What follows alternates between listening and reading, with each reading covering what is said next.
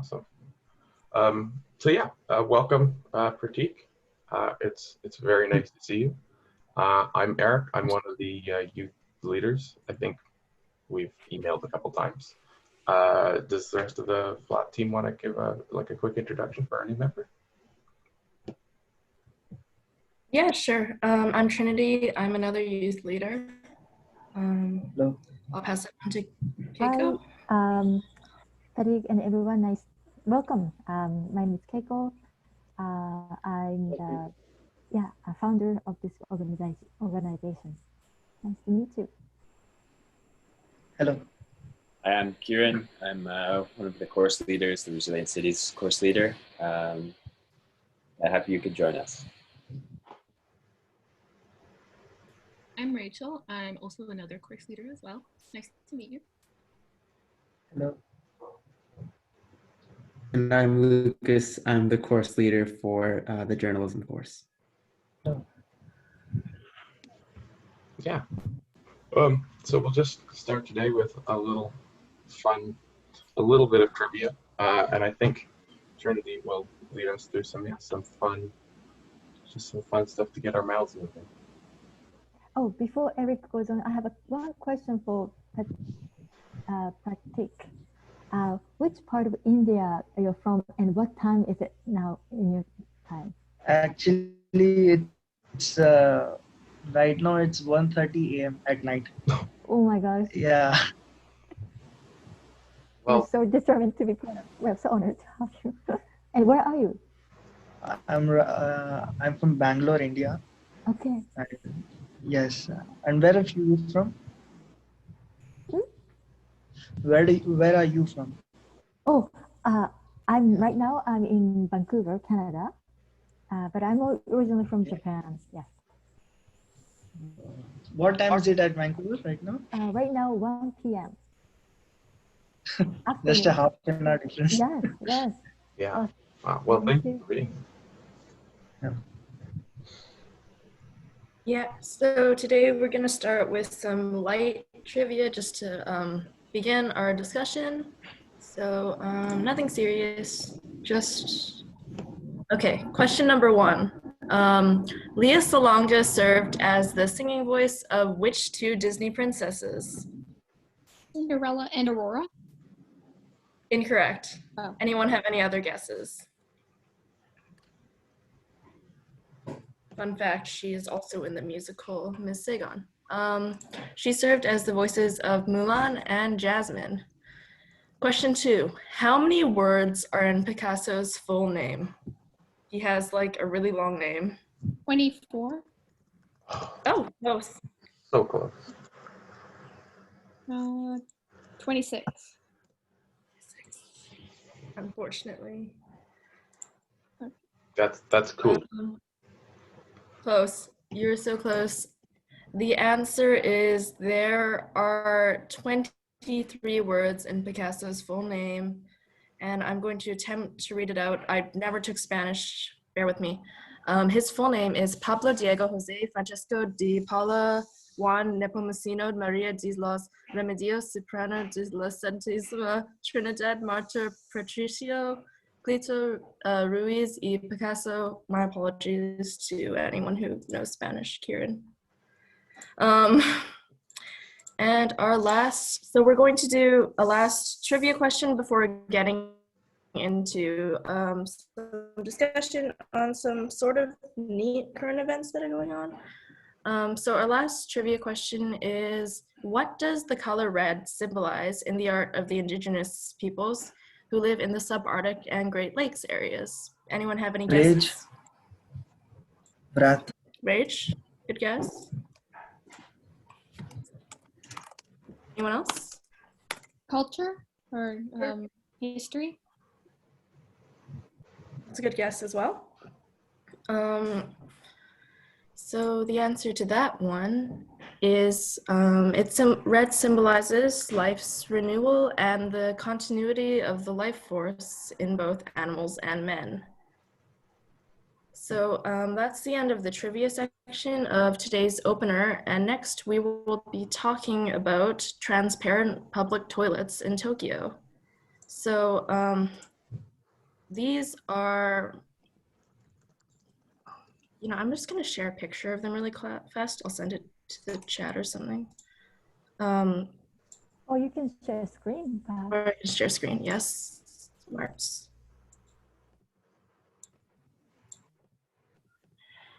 So these are transparent public toilets located in Tokyo, and they are meant to destigmatize public toilets in Japan, because in Japan they're generally thought of as dirty or like unsuitable for use. So they're clear, so you can check the cleanliness, and also you can see if anyone's in there. But when you use them, if you lock it, they turn opaque. So we had a few questions related to this one, if anyone feels inclined to answer. One, would you use it? Or is it too weird? I think I would if absolutely necessary. Me too. Definitely. Yes. What if it like malfunctions? That's the only thing. Fair enough. Won't be in there. And our second discussion topic is about this new virus-killing robot prototype that's being developed right now in Richmond, not Richmond, BC, but Richmond, Virginia, I believe. So it's basically supposed to lessen the safety risks of human cleaning and help mitigate virus spread on close quarters. What are you guys' thoughts on like the robots replacing humans? Is it safer? Does it kind of suck? I don't know. Would you want one of these cleaning robots? Do you have a photo of it? Is this like in public space, or is it? I do have a. I think I can show this one really quick. Or yeah. Is it like a robot or In like a hospital sort of environment? Yeah. So they're thinking hospitals and I think the Navy right now. Yeah. Richmond, Looks like Virginia. this. Oh, well, that's just a blank screen, but it's a sort of sanitizer. Got an arm and it rotates. I'm for it. It seems kind of No, thank you. in the way. It's a bit intrusive. I know there's robots being used for some cool things in elderly care too. Like there's a seal robot that's supposed to kind of emulate, or not emulate, provide people with kind of connection and improve mental health through that. So I think there's definitely a place for robots. I think that I'm, along with Elon Musk, very scared of robots taking over. But as of right now, I'm okay with it. Just to add to this, I guess it's a trivia. This robot was developed by my high school friends who are now professor at the Virginia Institute of Technology. And during the COVID, since March, he and his team assembled this robot in his garage because they couldn't go to the office. The office is closed. So they did everything they could do in the garage. And then, yeah, so that was the trivia.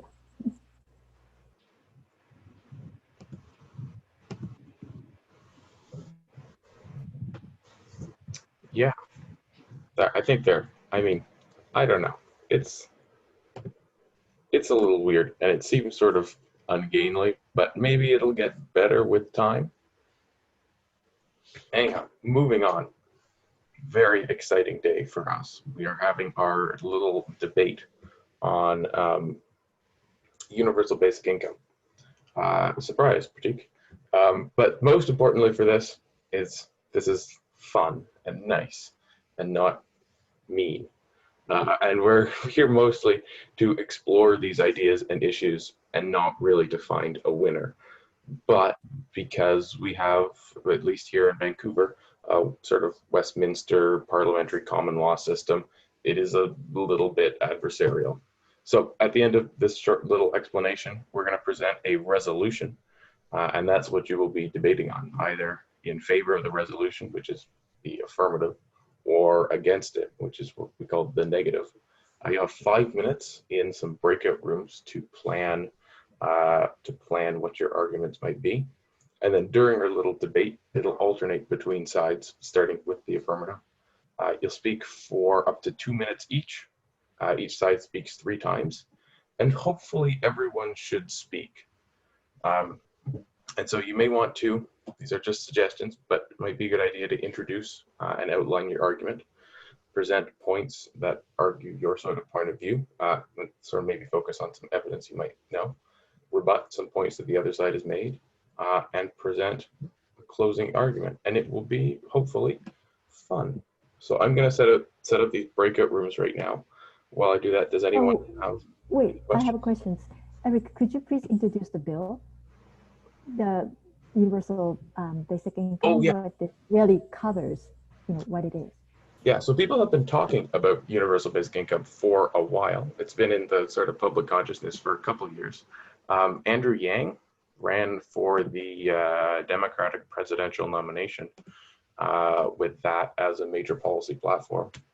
And actually, just a couple of days ago, an NDP MP in the House of Commons here in Canada moved to transition the Canada Emergency Response Benefit, which is a COVID thing, into being a full-time universal basic income. So it's something that's come up a lot right here. And it's basically,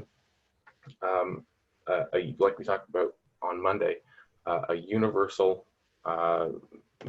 universally given money that's presented to every citizen in a country, regardless of any qualifier. There's no need for employment. There's no need for you to be in a specific class or under a certain income. It's just given to everybody. And I think that makes it pretty cool. And so we have, well, pretty cool as a concept. Maybe not, maybe it won't work out that well. But now that we have these breakout rooms all ready to go, are you guys ready for the topic or the resolution, or do you have any questions?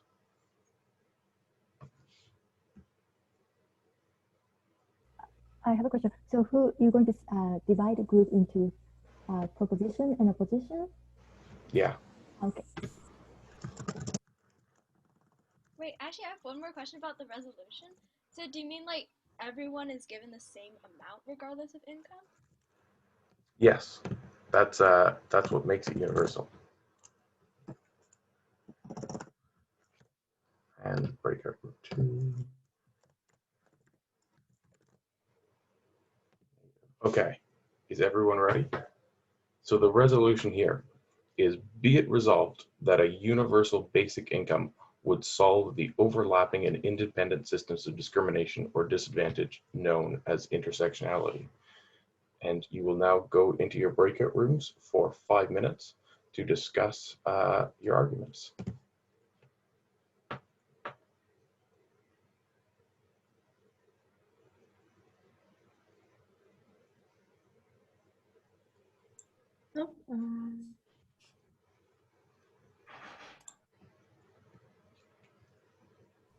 Hi, Eric.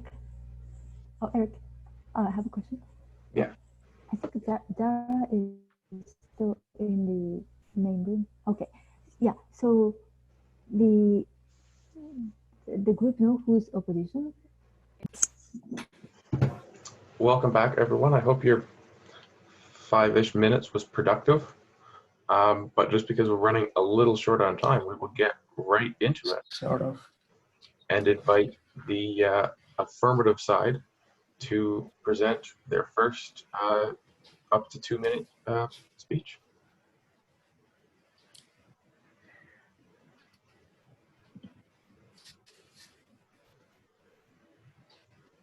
Maya, do you want to open?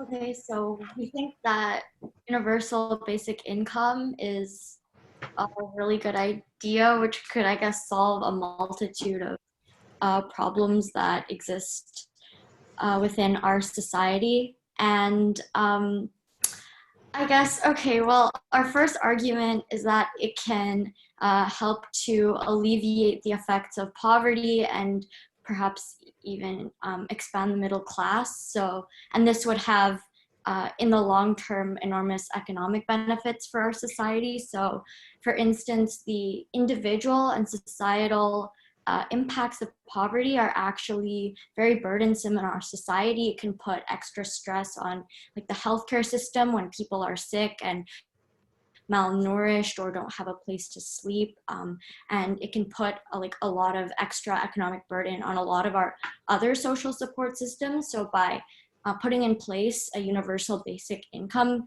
infrastructure, we can actually mitigate a lot of the economic burdens that are put on other social support systems, and in that actually create like more economic growth for our society.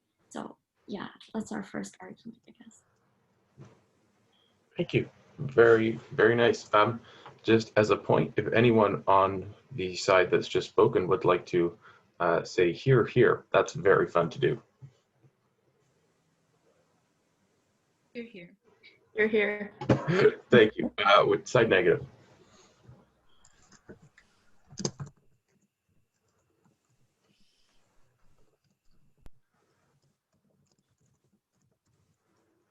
Do we have any volunteers from our team that want to speak?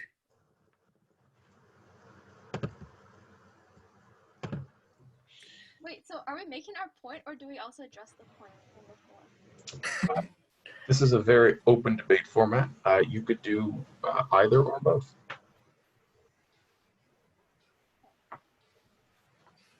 Well, while it could alleviate poverty, that doesn't mean that it can solve the overlapping and interdependent systems of discrimination, because Here, here. isn't the sole driver of discrimination. Like, just because they have more money doesn't mean suddenly racism doesn't exist anymore.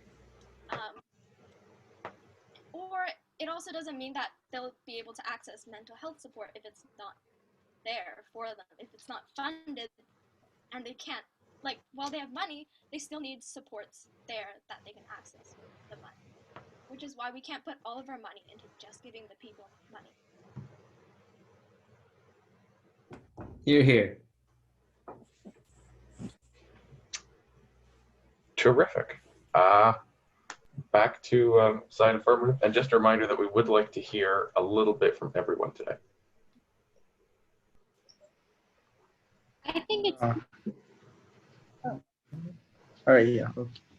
I think it's good that the government is giving money to those who need it and have lost their jobs during the pandemic. Because if this whole CERB thing didn't happen, then this country would be plunged into poverty, and we don't want a second Great Depression.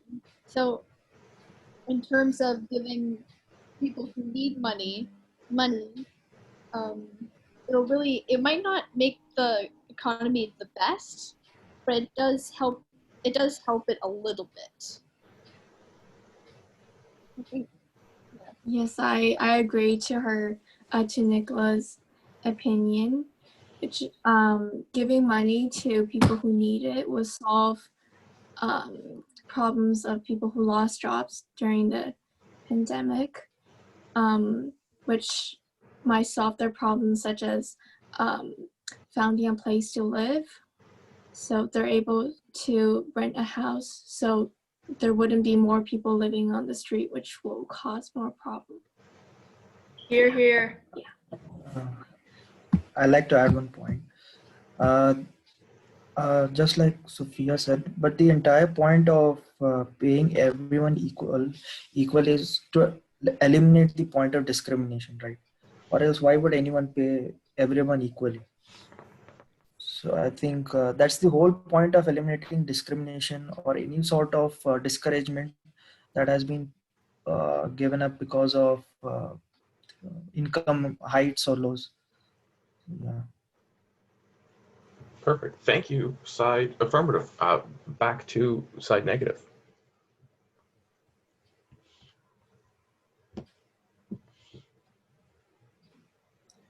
While we do think that it's a good idea to make sure that people that are disadvantaged have, a little bit more spending money.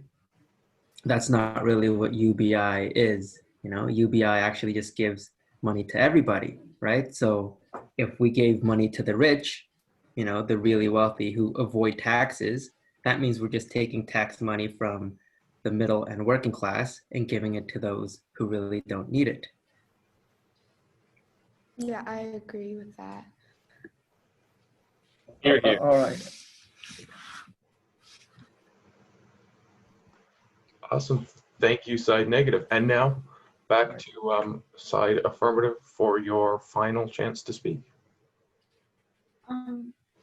Just to respond to what Lucas said, I actually think that universal basic income does the opposite of that because it redistributes wealth across society. And so what might be like really nothing at all for like someone wealthy would actually be an enormous economic benefit and like thus life benefit for someone on the lower end of like the economic spectrum. And since universal basic income comes from tax dollars, I feel like our current taxation system works in a way where the rich pay more.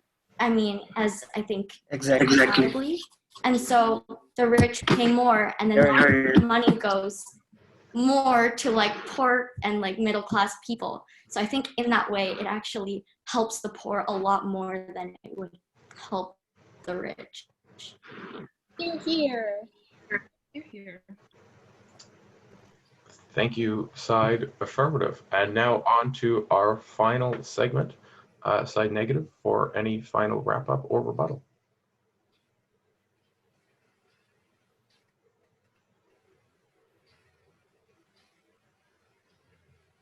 Do we have any takers?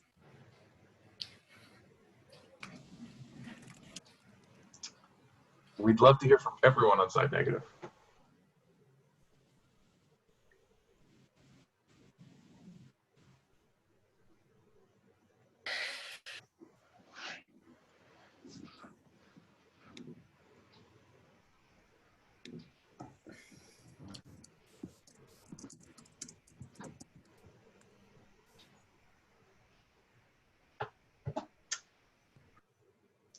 Or anyone from side negative.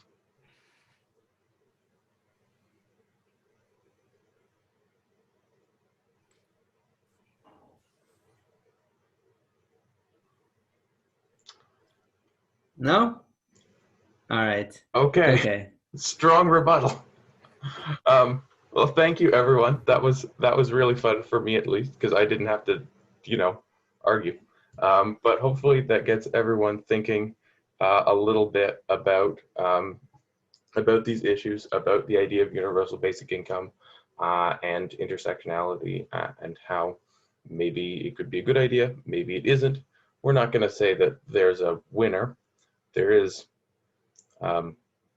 some differences, but hopefully it was just a learning experience for everyone. And since we're a little bit over time, I'd just like to say thank you, everyone, for participating in my little debate. And then I think Lucas has some more fun stuff to talk about.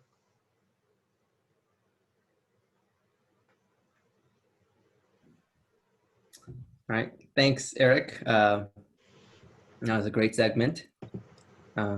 Hopefully we're ready to do some interviewing.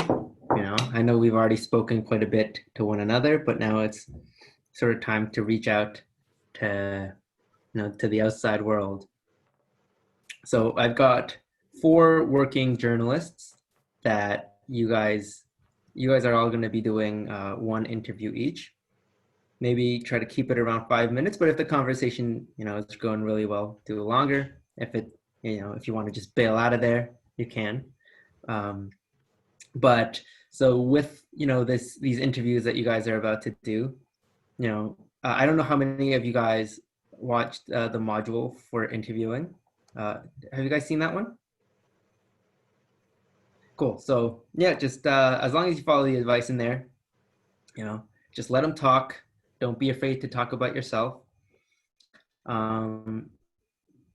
If you want like sort of a direction of what kind of information you're looking for from them, just whatever you're curious about them, that's sort of what you want to get from them, right? So, if you want to figure out like what they're working on, what they've been up to during the pandemic, what their jobs are, what they do in their jobs.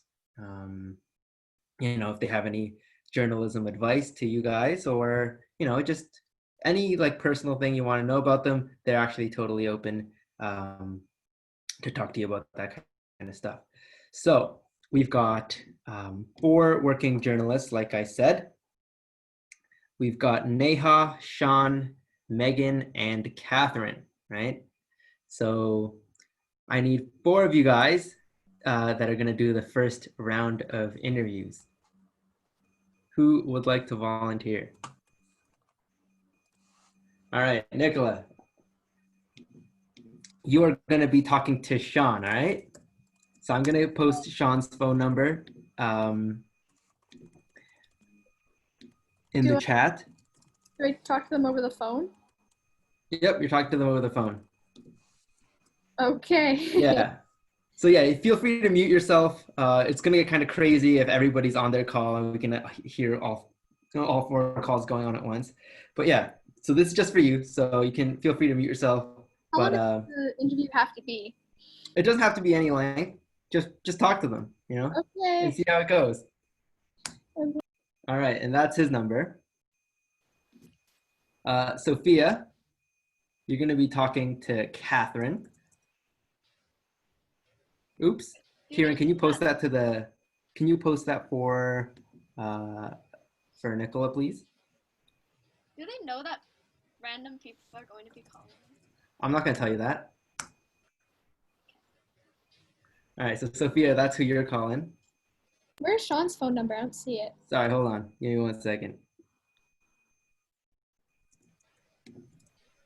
Yeah, okay, so Kieran's got it for you. Thank you. All right. Who'd like to do, who would like to interview Neha?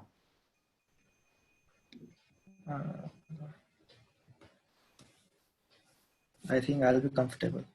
All right, cool. Thank you, Pratik. Wow, you're doing it even though you're brand new. That's some incredible initiative. Very proud of you. Actually, the name's kind of Indian, so I might be much comfortable. It's gonna be an international phone call? Oh yeah, I guess. Actually, I yeah, no, these people are all based in Canada. I would feel kind of bad if I charge them international fees. Are there any, like a Zoom? Maybe perhaps not. No. It's okay, never mind. Yeah. Oh, sorry about that. I didn't think Hey, you would it's okay. have. No problem. Yeah. It's okay. Maya, how about you take this one? I think Taryn Breach raised their hand. Taryn Breach? Yeah, Can you take Neha? yeah, please. Yeah, sure. All right, awesome. And Alex, did you want to take Megan? I'm gonna be real. I'm feeling a little bit unwell. Is it okay if I just pass on this exercise? Sure. All right, that means it's probably you, Maya.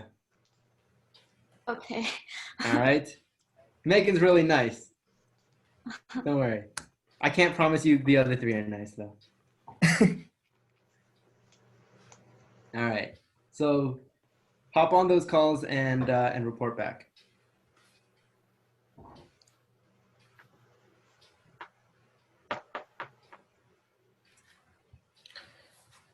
So in the meantime, for the rest of you guys, I'll just sort of go over what I said. Maybe you guys will get a little bit more of an advantage over the next guys, because I'll just go over some quality interviewing tips. This is all in module 4, but so if you watch that video, you'll be able to see that. Okay, actually, I can't really see it.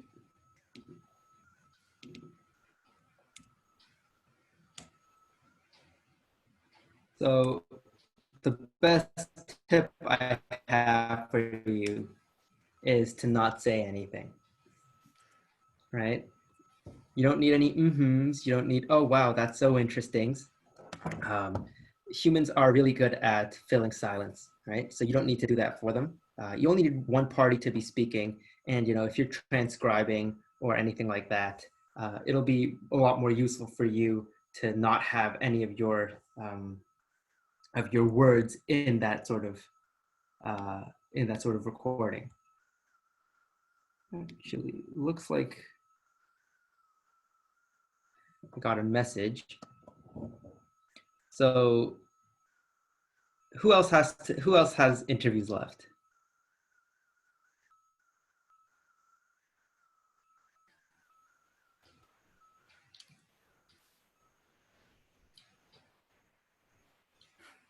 I'm abroad, so I won't Mhm. call, but Mhm. I've done an interview before, so I'm Mhm. okay.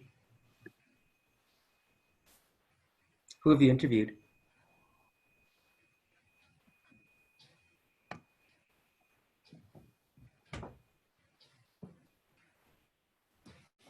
I think that's what I'm. So yeah, I watched the module. Oh, that's good. What did you think of it? I'm almost done with it, and I think it's Mhm. pretty good. Yeah, it has good information. That's good to hear.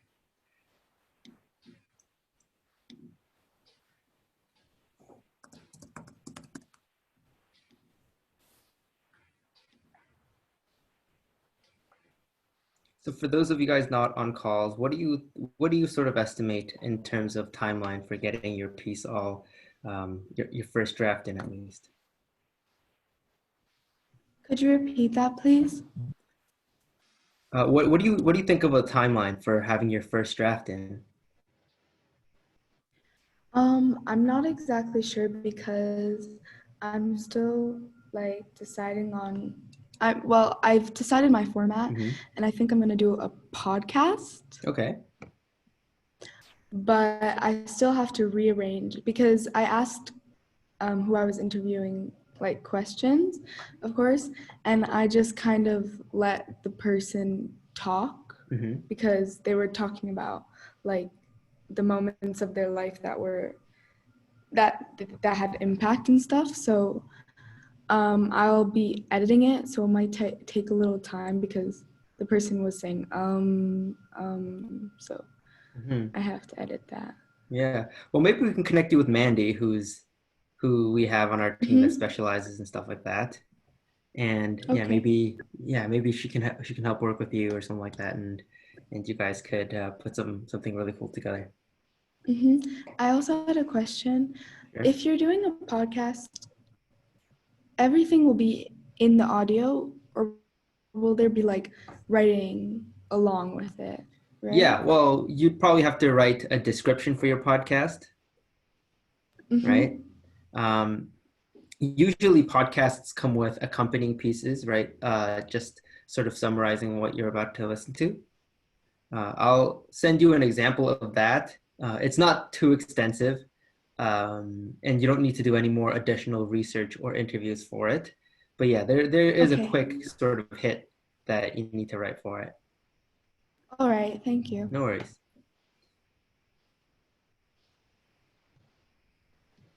And you'll send it to me. Do you get Canvas messages? I'll send it to you over Canvas. Okay. So what about you, Alex? How are you looking? Oh, me, I'm doing okay. I'm still thinking I'm going to do a piece about distance learning and neurodivergency. My friend that I'm interviewing, my fellow neurodivergent friend, should be answering my questions like right now. I can actually just like open the website that I'm using to interact with them, Discord, and I will see if they've answered the questions yet. Yeah, I've also started the article itself, or at least the first draft of it. Oh, that's awesome. And they haven't responded to me yet, but they said they would do it now an hour ago, so I might give them a nudge after this call. And yeah, make sure you guys check out the newest module. It's all about sort of tips on making your writing. I mean, module 4? I already did that, don't worry. Module 5. Oh, okay. Yeah, module I 5. will do that one too. Yeah, it's all about making your writing expressive and sort of bringing your writing to sort of come to life. I will get on that right now. I would use that like for the writing part of the podcast, right? Oh yeah. And for all your future endeavors, hopefully. Oh yeah. Yeah. Okay. Well, these guys are actually taking a lot longer than I thought they would.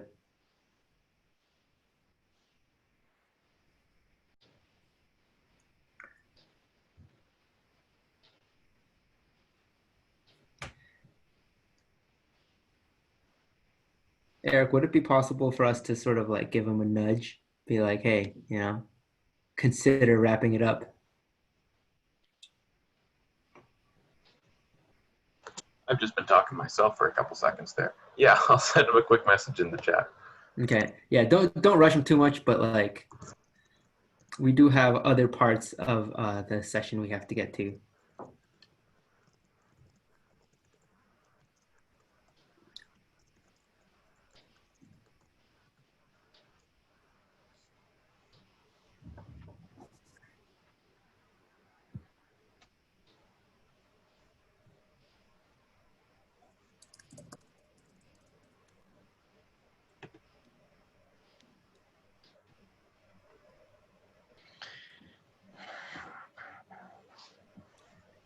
So another part of my module I wanted to go over real quick is how to reach out, right? So in our current year, most reach outs probably happen actually over email. So back in the day, before the days of the internet, reach outs used to be complete cold calls, right? If you needed to get information from a certain news source or a person, you would just call them directly and be like, hey, are you available to talk? But because of the internet, now we have email, which is sort of a less immediate form of communication, and that helps, make the reach out a little smoother for the journalist, but it also makes the timeline a little harder, right? Because back in the day when you could just bombard your subject with like, hey, I want to talk to you. Are you available to talk? Give me 10 minutes. You could actually get your quote that day pretty easily, right? But now, you have to wait for an email back. And if you don't get an email back, then you have to send up a follow-up email. And then if they don't respond to that, you need to call them up and be like, hey, I don't know if you got my email. And there are a lot more sort of pleasantries involved now. So the number one key to getting the interview that you want is persistence. In my case, I had to interview Miss Catherine Newman, and I was having a really hard time. I couldn't find her email address, couldn't find any social media. And by the way, Twitter, Facebook, Instagram message, or anything like that, that's all fair game. If you don't have an email, go for it. If they are on social media, then they're sort of indirectly consenting to the fact that they might be messaged by a random stranger. Welcome back, Sophia. Sorry, remind me who you interviewed.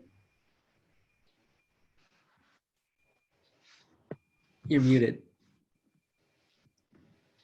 Okay, I interviewed Catherine. Yeah, and how'd it go? I feel like she was probably expecting me since she didn't seem that surprised. But yeah, I asked her some questions about her career, and she was really nice. Yeah. And at the end, she gave me a resource where I could like learn more about journaling about climate. So did you talk about your own piece? Not much. I mentioned it was about the environment. Right. But I didn't go into detail. Yeah. Were you nervous at all?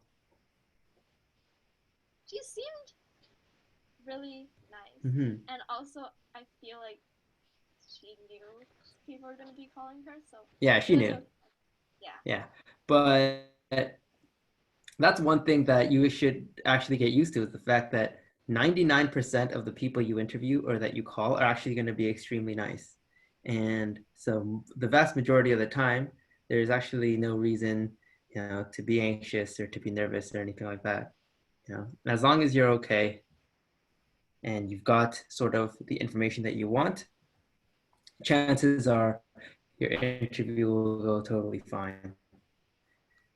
Did you find yourself having to like resist the urge to go like, yeah, and stuff like that? Yeah. Yeah. Usually, yeah. So a lot of the time, journalists are a lot more familiar with the fact that you don't really butt in with affirmative sounds and things like that. But non-journalists might take that as like you're not listening. So it might be a little harder to navigate with non-journalists, because Catherine's a great journalist, and she's interviewed like thousands of people in her career already. So she's totally familiar with how interviews sort of go. But just keep in mind that not everybody you talk to is going to be media trained, and they're all going to respond to your questions and your silences in different ways. Yeah, because it was kind of awkward because I didn't actually have any questions prepared. Yeah. So I was just like, and I think of a question that I asked. Mm-hmm. Do you think it would have been better if you had questions prepared? Yes, definitely. Welcome back, Maya. So remind me who you interviewed. Megan. Yeah. Yeah. How'd that go? Yeah, I mean, it went pretty well. Similar to Sophia, I didn't have any questions prepared, so thinking of them on the spot was a bit like intimidating, but yeah, she was really nice. So she was. Yeah. Yeah. When I said Megan's like the nice one, I was kind of lying. She's the most she's the most challenging to interview. So yeah, so the fact that you think it went well, that means you did a really good job. Because Megan can be kind of tough on people. So what did you guys talk about? Well, I started by asking her about her work, and then I asked like how it changed during like throughout the pandemic, and then like I asked kind of about journalism as a whole. Like the only thing I could think of was like, how is journalism changing as a field with like social media and fake news being like really big actors nowadays? So yeah, she talked a little bit about that, which is interesting. Right. Did she have any questions for you? I mean, well, I kind of like told her like the context of like me randomly calling her. So I guess not. Like, I like told her that you gave us the phone numbers and stuff. Hey, Nicola, how's your call? It was a little bit awkward at first. Yeah. Because turns out Sean is in Toronto. So then he was like, "Oh, I just finished working," and I'm like, "Oh my god, I'm sorry that I had to call at this time." It was I felt a little bit embarrassed at first, and then when I forgot to ask him a question, because he was once you ask him a question, he talks for a while, which is good because I have time to think. I can have time to listen to his answers and think up another question. So it took me about a minute to think of another question, but otherwise he's a very interesting person, and I'm glad I got to interview him. Yeah, what did you talk about specifically? I just talked about journalism, like how long has he been interested in journalism, where he's working, his most unique experience while on the job, stuff like that. Yeah. So one thing that I didn't tell you guys at the beginning was that everything during this conversation would have been fair game, right?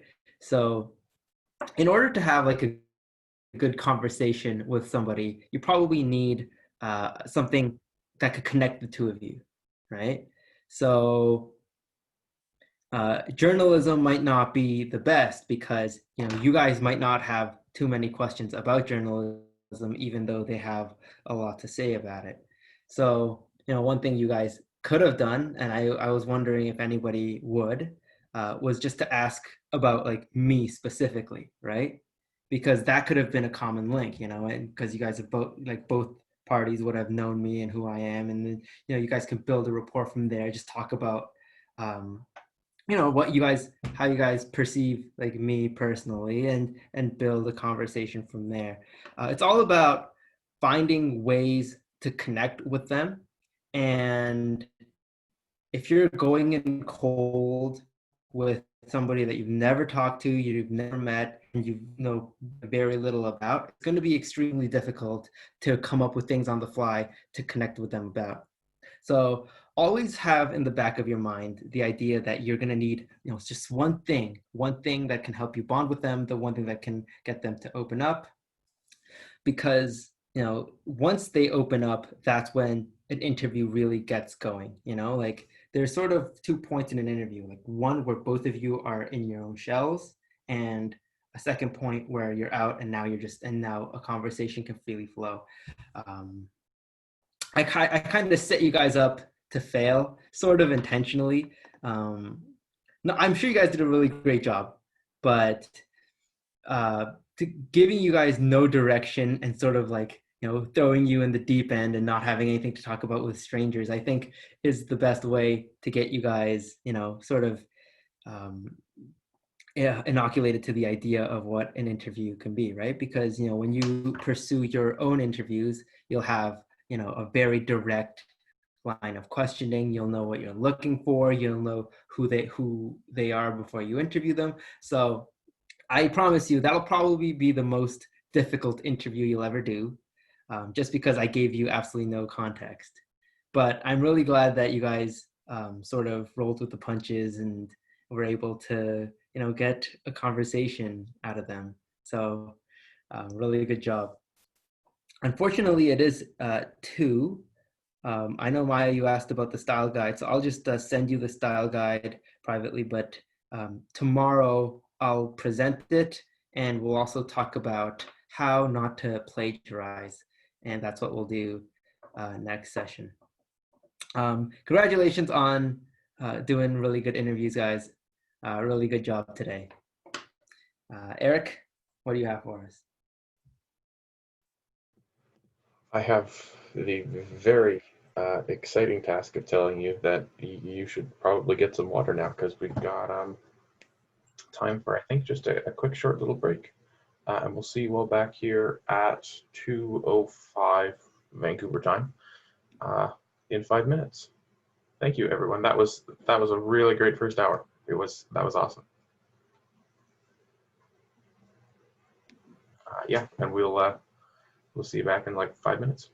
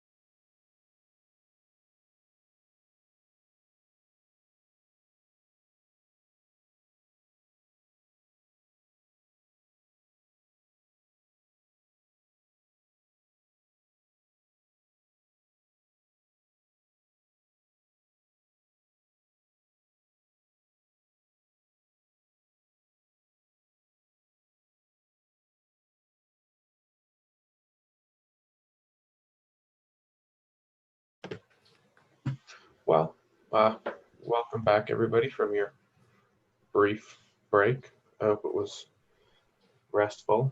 And if you're here in Vancouver, where it's started to cool down a little bit, but it's still sort of warm, hopefully you got some water or something else to drink.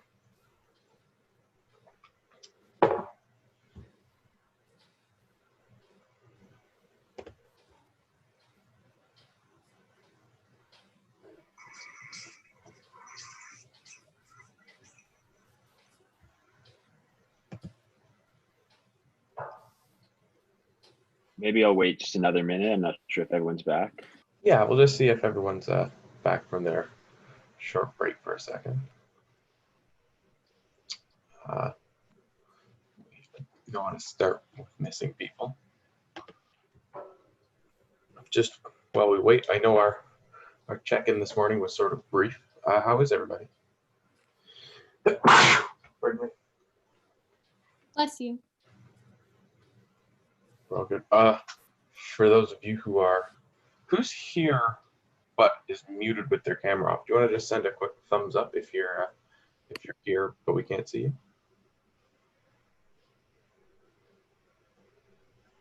Awesome. Looks like nearly everybody. So I think, Kieran, I think we're good to go with some, I think, very exciting stuff.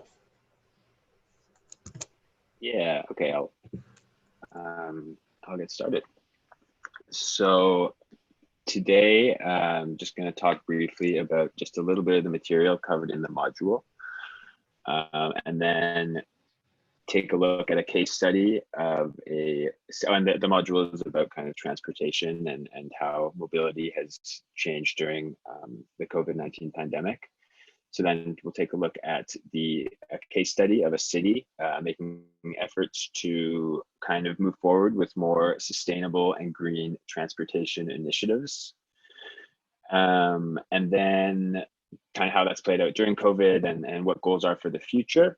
And then we will finish off with a exercise kind of in designing our own like desired green futures and what role we can kind of all play in this. So during the pandemic and initial lockdowns, we've obviously seen incredible changes in mobility patterns and the use of transportation. So, I mean, fear of public transportation is a pretty evident one, and you know, being close to other people has really, like the necessity of being close to other people and the increased risk of contracting the virus has really dropped ridership on buses and subways. There's a survey or a study that looked at the UK, China, and the States, and across all of them, ridership actually dropped over 60%, which is quite staggering. Those are high numbers. The same with like taxis, Ubers, and car sharing services. Even private cars were being used less. So one interesting thing though is these all were dropping, whereas bike sharing and people who were riding their own bike or using kind of electric scooters or other micro mobility forms of transportation, those actually rose. They kind of, I think, provided people with a means of being outside, a means of being active, and just living some semblance of a normal life during an otherwise very, very different reality. So, I mean, with economies and cities now opening back up and some portion of the population, a large portion of the population that are unable to work remotely because it is, as we kind of know, a luxury to be able to socially distance while you're working. So there are people being sent back to work. And so, you know, it's important to kind of consider, you know, once again, how people are going to get from point A to point B, how they're going to do it safely and what the implications are for that. So kind of how modes of transportation are going to change and how changes are going to reflect this need to be safe and the new realities that we're in. So as I kind of mentioned before, fears of contracting the virus has really diminished users in public transport. So sanitation, separation are keys in bringing people back to services. So this means kind of dividing glasses, hand sanitizer, and cleaning. And this need to use public transit, even with increased risks, puts those who can't work remotely, often kind of people from lower socioeconomic bracket, who work in more service oriented jobs or frontline workers, it puts them much more at risk, whereas people in the information or cultural industries or tech and science industries are able to work remotely. So this is kind of a disparity, and it's called a commute disparity. So it's connected to wealth that a family or individual possesses, and it just further exemplifies inequalities in our society and how they kind of play out sometimes in hidden ways. So while this kind of need or requirement for certain people to put themselves in more of harm's way is kind of a challenge associated with transportation and working from home and a new work from home economy. There's obviously a lot more that exist. I'm just thinking, can anyone off the top of their head think of any other challenges that this new kind of work from home economy and COVID-19 reality that we're living in can affect or could kind of present challenges that it could present in terms of people's lives and transportation and mobility?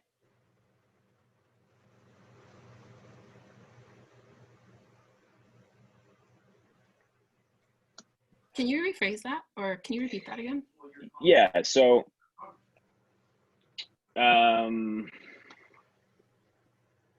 so pretty much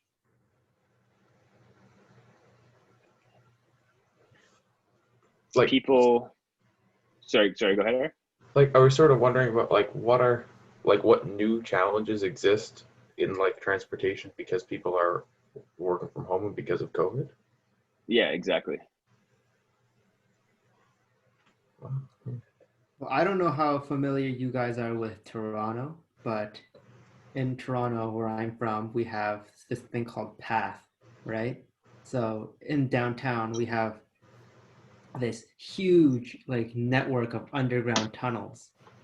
And what they're mostly designed for is to help people that work in sort of the business sector, the financial district, get from one financial institution to another, right? So it helps, you know, somebody working at a big bank get to like that subway station, and it's just a huge underground network of like just shops. It's like a huge mall, pretty much just underground, that also helps connect people to where they need to go on foot, because Toronto's downtown is actually very dense. So it's really easy to get from place to place if you're underground.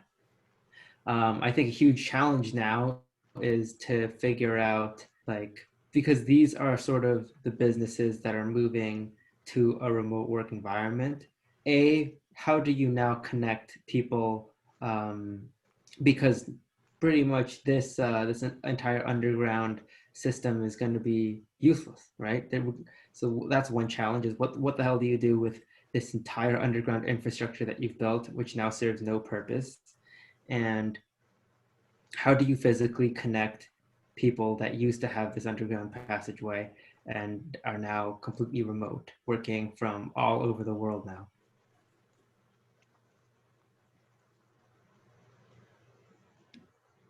Yeah, no, that's really a great example. Especially too, I mean, what I consider when I think of the PATH too is how many people even rely on that for safety in the winter. I mean, maybe that could actually provide an opportunity as well, because it's so cold in the downtown core, and so many people are, you know, like homeless people or people who might live in precarious kind of home situations. I mean, maybe it could also, you know, there is the difficulties and challenges that have arisen, but maybe it could offer something to house people, or it could provide a space for testing, or I don't know what it would be, but maybe there's a way to rework that as well. Wow, yeah. I also want to mention, like, I don't know whether this is going to happen or not, but I can see like transit prices being raised, which would cause even more inaccessibility, just because there's going to be less ridership and they need to make up the pay margin. Mm-hmm. Yeah, that's something I was kind of considering as well. Like, I was thinking that with more people working from home, or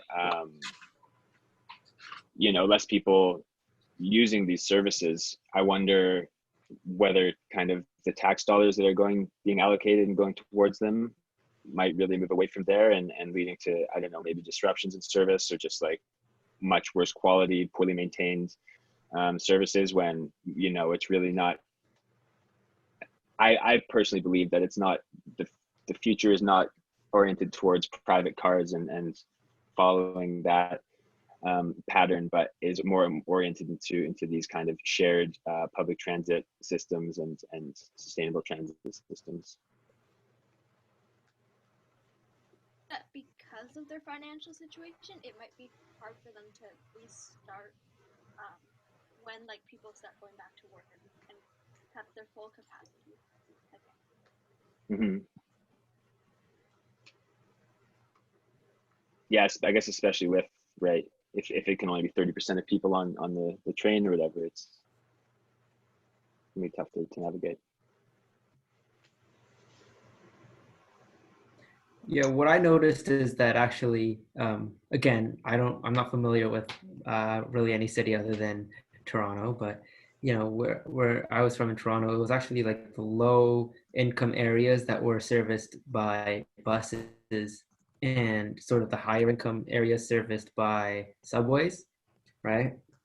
And so a single subway can, in normal conditions, transport, I think for the TTC anyway, one subway could transport 1,100 people. So, and it comes every 1.5 minutes.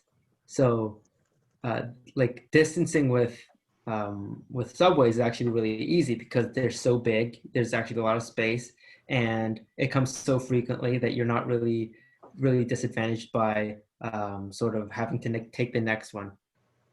But for buses that had like a max capacity of 30 and now it's down to 10, it was the low income areas that actually had no way of getting to where they wanted to go on time. Their commutes were increased by like maybe 30 to 40 minutes. And all the solutions seem to be geared towards fixing the higher income people because, you know, the lower income people not only depend on buses and public transit, but they're the ones that go to jobs really that don't transition to work from home, right? So it's actually that their demand for public transit had stayed the same, but the supply went down by about 67%, whereas the high income people who had subways anyway, their supply went down proportionate to the decrease in demand. So it really only severely affected the transportation of the disadvantaged. Yeah, I guess that's, as we kind of talked about throughout the course, that's been kind of a theme. You know, it's a very disproportionate impact of what we're seeing, and yeah, it's just so many considerations in that regard. So I don't want to spend too much time on this. Just want to I wanted to show just a very short video. I kind of want to move on to a case study. So I want to look at the Colombian capital of Bogota. So it's a city really known for its crime, economic inequality, and congested streets. And so back in the 70s, they started this pilot program. It's much larger now than it was, but it's called Ciclovia. So it's a program where every Sunday, many of the major streets are almost entirely shut down to cars. And so bikers, joggers, skateboarders, pretty much anything without a motor is invited to take the streets. So let me just show you this very, very short video.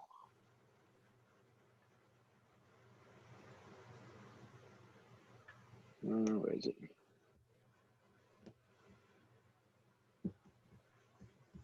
Can you all hear? Can you hear? Can you give me a thumbs up? I don't hear anything. No. It's in my headphones.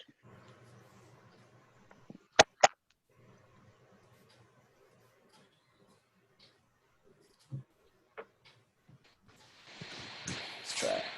See if this.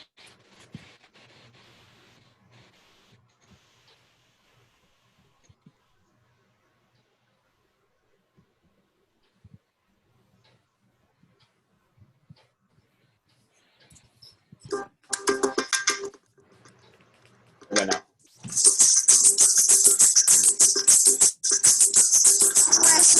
Todos los domingos y festivos se adecua unas vías especiales para que la gente salga, haga deporte, se monte en bicicleta y patine. No se necesita tanto dinero ni nada para recrearse. Maravillosa la ciclovía. Mejor que ha llegado aquí a Colombia lo que han intentado. Lo mejor de la ciclovía es la oportunidad que tiene la familia para disfrutar la ciudad. Eso es lo mejor.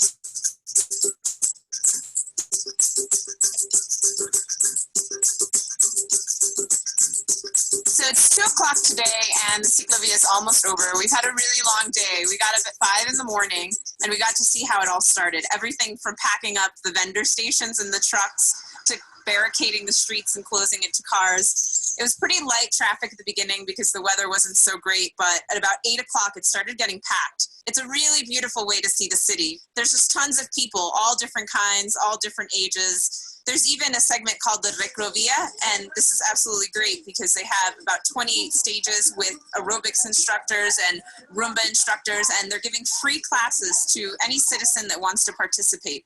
It's really something beautiful to see.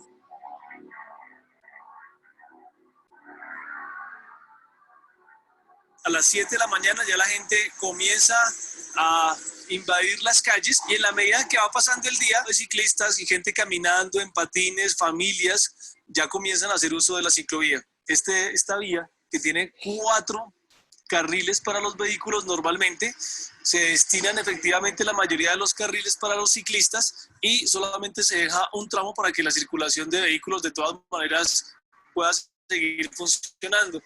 Esto lo que le ofrece a la gente es muchísima seguridad, muchísima tranquilidad, porque es un espacio muy amplio en el que pueden montar bicicleta, patines o caminar totalmente seguros, totalmente confiados de que no les va a pasar nada, porque pues son vías destinadas específicamente para... Okay, so just wanted to very briefly show that. I think it's an interesting way that, you know, people are reusing space to promote people mingling and using public space that benefits health, reduces the amount of kind of noise and air pollution associated with traffic, and allows people to connect. So during COVID, the mayors really moved towards an aggressive expansion of bike lanes. So moving forward, in order to promote sustainable transportation and increase space for people to cycle and still distance, but move forward. So they have high goals, but in Bogota, there's an average drivers lose on average 191 hours a year to traffic delays, and transportation really highlights inequality in Bogota. And so 65% of families don't actually own or can't afford a car, whereas 85% of the public space is allocated for the use. So adding the infrastructure is really a move forward towards combating traffic, climate change, and also social inequalities.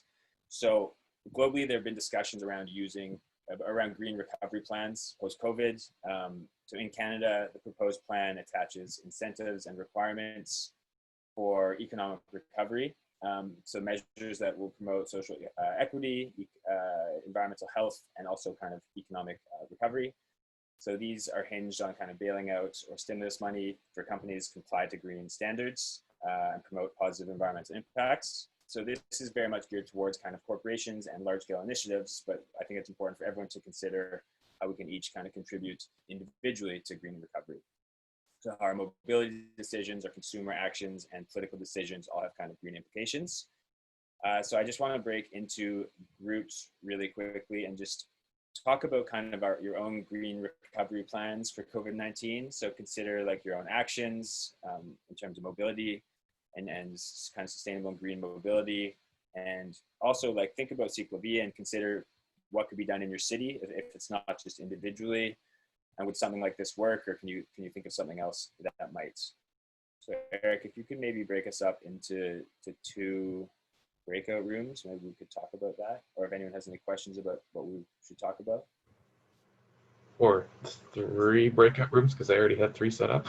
Yeah, 3 breakout rooms is perfect. Awesome.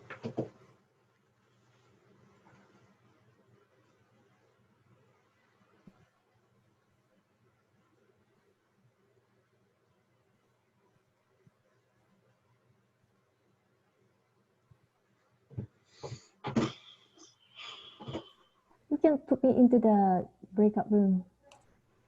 Sure. Do you want to go into the one with Maya again? Sure, why not? That's on to breakout room 3. And well, welcome back, everyone, from your breakout rooms, except for breakout room 2, who we'll see in about 20 seconds. Just as Kieran's here, what did you guys talk about?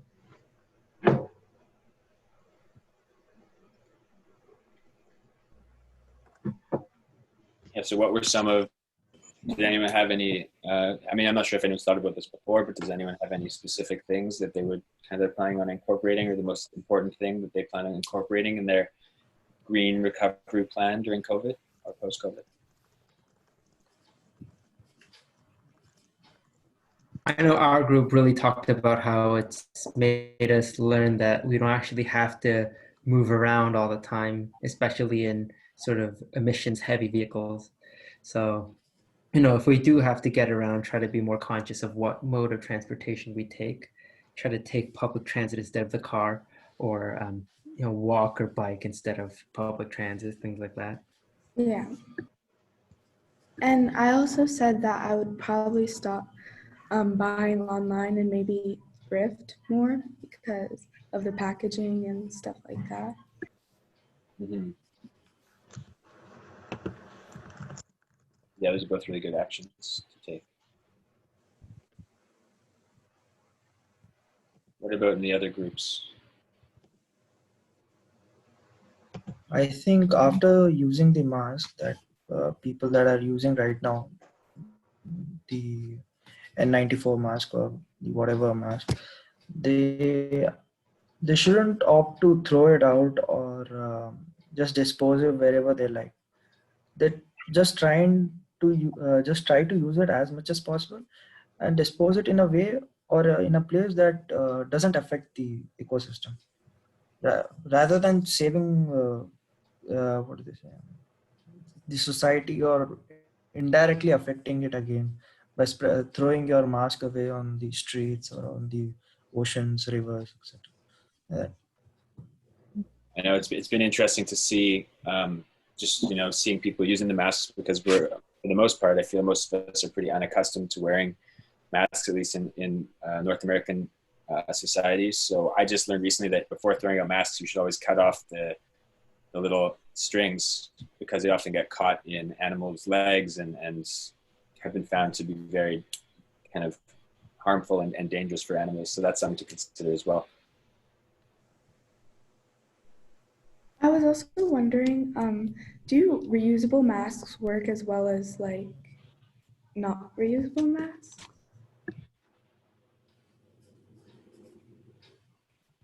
Keiko, you may have a better understanding of the efficacy or effectiveness of the reusable masks. I'm not sure. Oh. Or of face masks. I'm sorry. What was the question? What mask is the best? Or do the non-reusable masks, the medical face masks, have much more kind of benefits than a cloth mask or a reusable mask? I think it's as long as we have some sort of a like a filter, like a coffee filters or something a little bit more breathable, and yet it's more preventable. I think it's good. Sometimes people complain the cloth mask, it's hard to breathe. But I think I don't really see much study that which is more effective than the other. But I would definitely go for reusable cloth mask for the environmental cause, because it's probably do a good job anyhow. Yeah. So that's what I was gonna say. I'm going to use more reusable masks than not reusable. Definitely, yeah.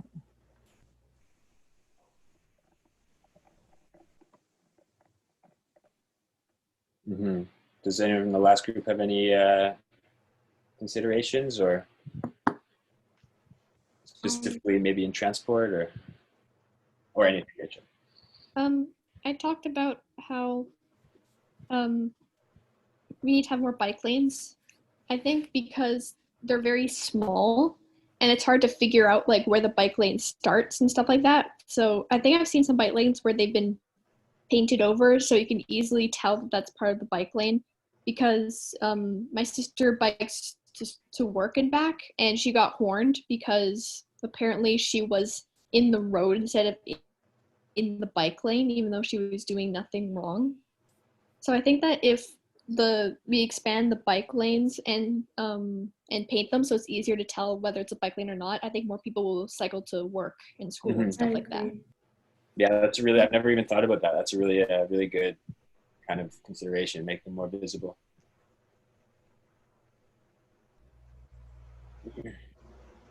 It's going to take a lot of inventiveness and thoughts like that. So that could be a cool proposal. And okay, maybe I'll hand it over to Rachel if no one else has any more additions or any questions. Okay, go ahead, Rachel. My exercise is going to be like a little quick today, but I did kind of want to show you guys how artists in Vancouver specifically have been creating really cool murals dedicated to everything that's going on with COVID. And I kind of want to encourage you guys to kind of create something really, let's just like a little quick drawing exercise. So I'm just gonna give you guys a few adjectives and nouns, and you guys are just going to visualize visualize and draw something around those certain words. But yeah, I just wanted to show you a quick little example of everything that's going on artistically in Vancouver right now.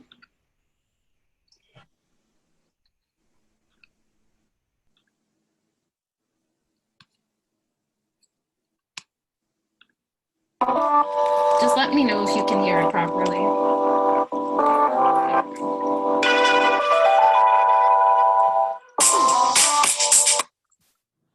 Oh.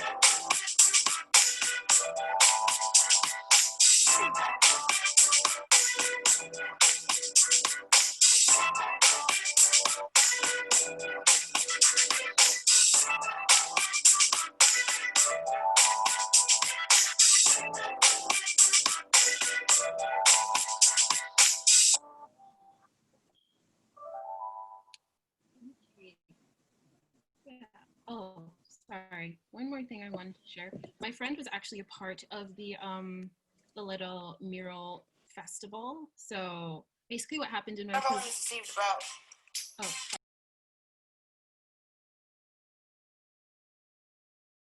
Rachel, you unmute yourself. Oh, sorry. There was like it was on autoplay, so another video was playing.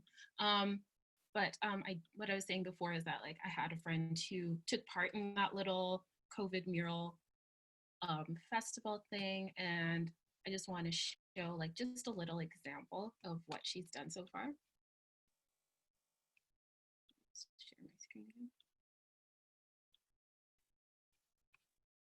again. Yeah, so she created this cool little mural that helped encourage social distancing, which I found was really cool.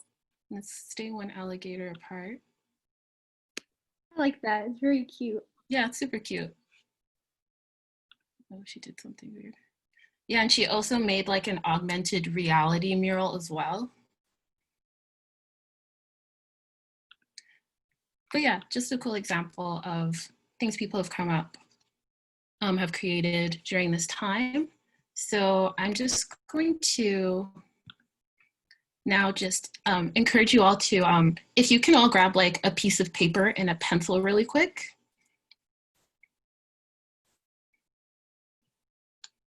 And just give me a thumbs up if you've got it. And Nicola, Zara, Alex. Okay, dope. Okay. So right now I'm just going to post a few abstract words in the chat. And what I'm basically going to ask you all to do is to draw something around these 3 words. So I'll give you about like 3 minutes for each word. Wait, so do you want us to do 3 different things or one thing that combines all 3? 3 different things. Okay. And they don't have to be perfect or anything like that. So think of compassion, progress, and collaboration in a post-COVID world. So here you go. And I'll give you all like 10 minutes because we don't have much time left, but yeah.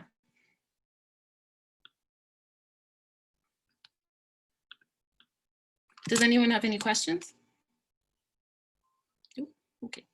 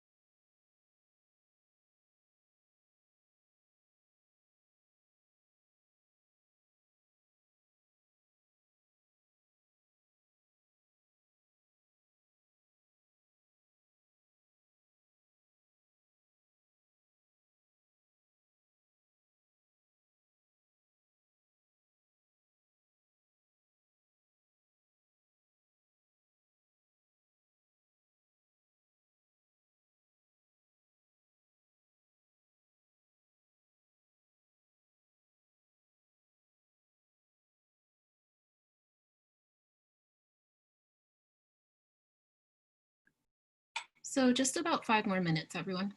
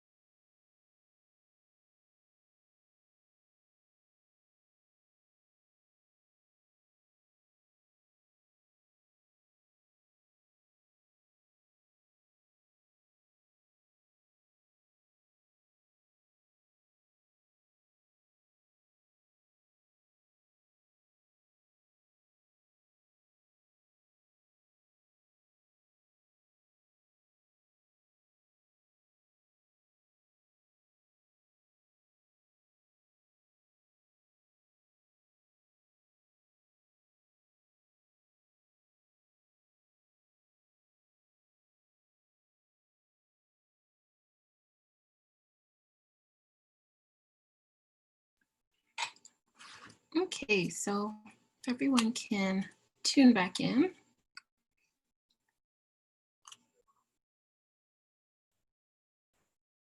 Yeah, so I would love to see what you guys have created. I'll start by sharing mine. I'm not a doodler, but like I am, trust me, I have been trained in art. I'm not very good at doodling.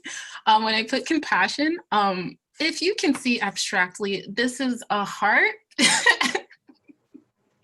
This is like a human heart. And what I wanted to try and do is to try and draw like little countries within it. So that's why it kind of looks ridiculous.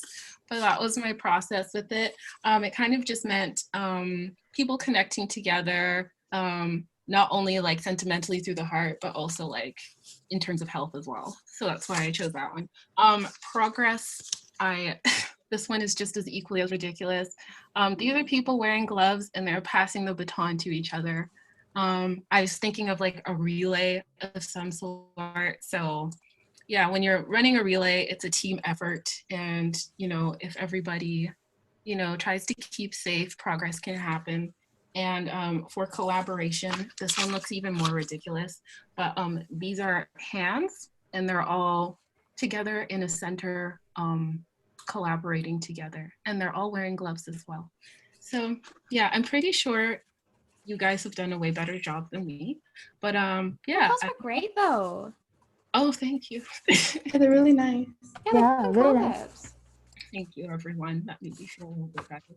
I'm down to share if okay, that's yeah, cool. for sure. Okay, so first up we have my compassion one. Side note, these are all in pencil sketch, so that's pretty rough, but this is kind of what I had. The running theme that I had is I wrote the word and I also had like a big symbol that represented it. So like this one is the heart, and then there's just a little scene of like, because benches are part of the old world before social distancing, this guy is giving up his bench for this elderly woman and they are both in masks. And then on the back, I kind of panicked with progress, but I had a guy on a stairway. I kind of put progress down here and like he's got a mask on. I kind of rushed this one because that was around when 5 minutes was announced. So it was like, but like the symbol is the arrow, the word is there, and this is the kind of scene involved. And then for collaboration, again, I was running low on time, so I panicked and like, here's collaboration. It's just kind of representing that collaboration is now very much socially distanced and stuff. So like, you know, it's just kind of plugged in with like phones, computers and stuff. And I just drew like some eyes and like, you know, a little smiley face here that kind of looks like a banana. Oh, well. But yeah, no, I wrote collaboration and the symbol is a check mark. And that's what I ended up doing. Yeah. Can I go next? Yeah, for sure. Yeah. Okay. I only could get through 2 because like I have to take my time when I do art. So I didn't have any time to get a pencil or anything, so I used the notes on my phone. This is collaboration. As you can see, there are 2 arms right there. Oh, scroll down. And they are holding hands and they both have gloves on, and sort of a nod towards Black Lives Matter as well, because that's also a very important situation that's going on, as well as COVID-19. And the other one I have, it's a little cheesy. It's a heart with a mask on. It's for compassion. But yeah, that's what I had.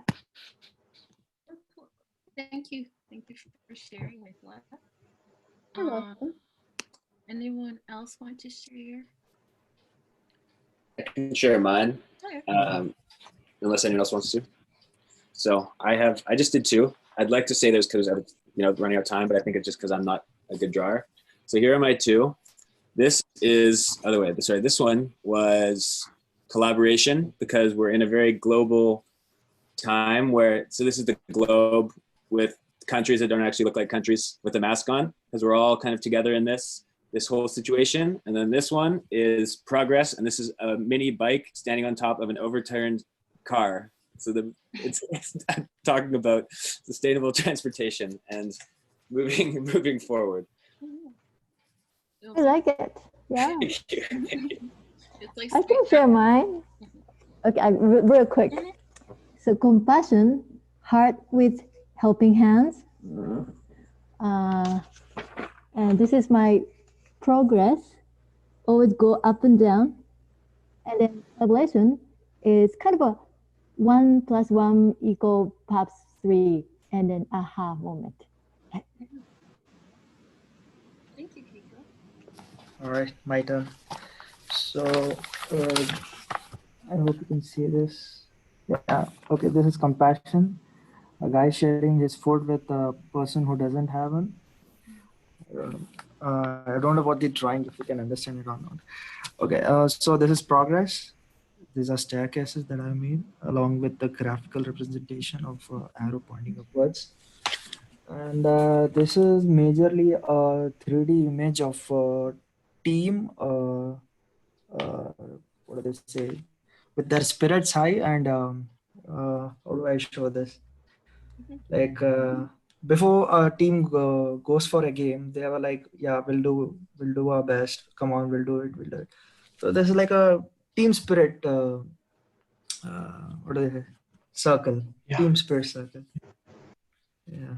So these are the heads. If you I see. sorry for the wrong drawing. Weird drawings.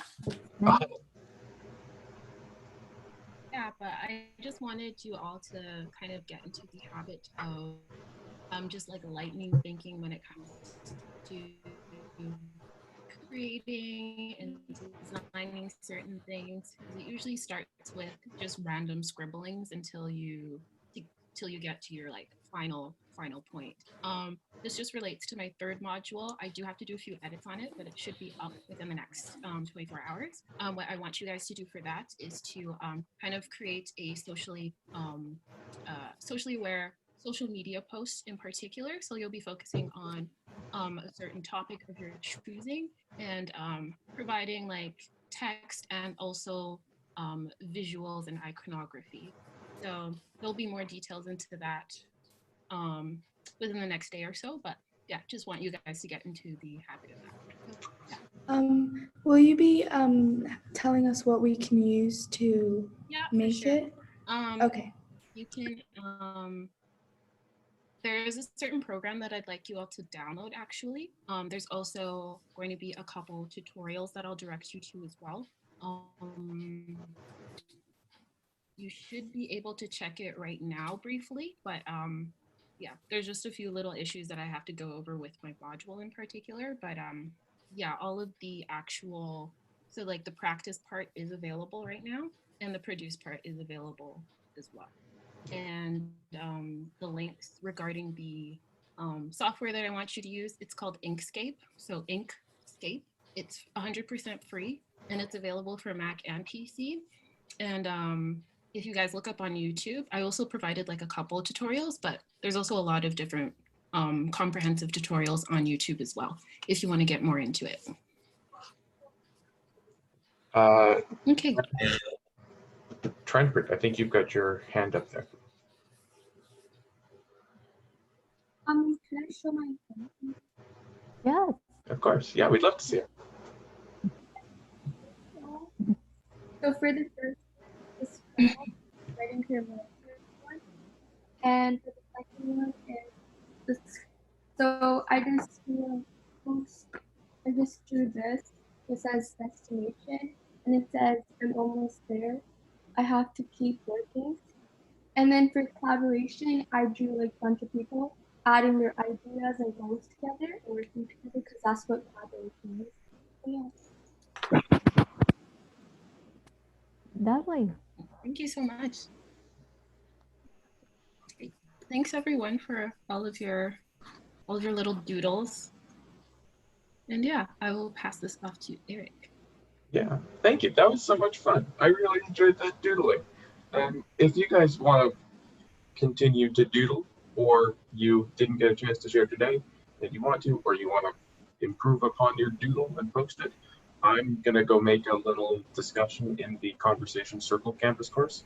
So if you guys want to share any more from this, or I don't know, even any other doodles you make that relate to the FLAP program, or you know what, that don't, you just want to share your artwork, we'll have a place for that up in a little bit. And it's not, it's not mandatory, but if you want to, it might be nice. With that said, thank you everyone for being here today. It was great again, as always, to see all of you. I think we had some really good conversations today, and I don't know about you guys, but I certainly learned a lot. Before we wrap up, are there any final thoughts from anybody?